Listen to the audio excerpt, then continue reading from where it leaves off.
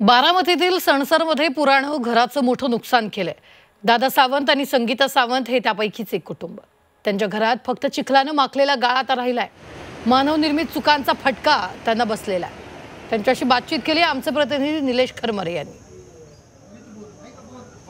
सणसर ओढ्याचं पाणी संसारावर फिरून कसा चिखल करतो हे मी तुम्हाला दाखवतोय। मी आता आहे सावंत यांच्या घरामध्ये। या ठिकाणी उभं राहता येणार नाही अशी परिस्थिती आहे। संपूर्ण चिखल झालेला आहे। ओढ्याच्या शेजारी यांचं घर आहे आणि या ठिकाणी आपण पाहतोय घरातील अन्नधान्य सुद्धा आता या ठिकाणी चिखल झालेला आहे। ही अशी परिस्थिती या कुटुंबावर आलेली आहे। ताई, काय परिस्थिती होती काल रात्री? काय झालं? काल पाणी 2च्या सुमारात आलं। 2च्या सुमारात पाणी आल्यावर आम्ही असंच म्हणजे अंगच्या कापडाशीच बाहेर निघालो। जीव वाचवला आम्ही। जीव वाचवला आणि बाहेर निघालो।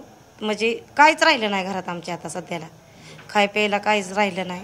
देतात लोक आणून तीच खातोय आम्ही। गावातले लोक आणून देते तीच। किती वाजता पाणी शिरलं? 2 वाजता पाणी शिरलंय काल। 2 वाजल्यापासून बाहेरच असल्या पावसात बाहेर होतो आम्ही।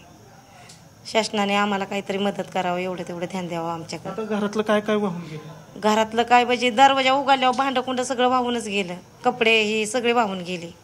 पाण्याच्या प्रेशरने दरवाजा उघडले ना, त्याच्यामुळे काहीच राहिलं नाही घरात। जेव्हा नैसर्गिक आपत्ती येते त्यावेळेस देवसुद्धा पाण्यात जातात, हे वास्तव आहे। आजचं पोट कसं भरणार? आजचं पोट आम्हाला देते ते गावातले लोक आणून तीच खातोय आम्ही। व्हिडिओ जर्नलिस्ट नितीन सांगोसह निलेश खरमरे, बारामती।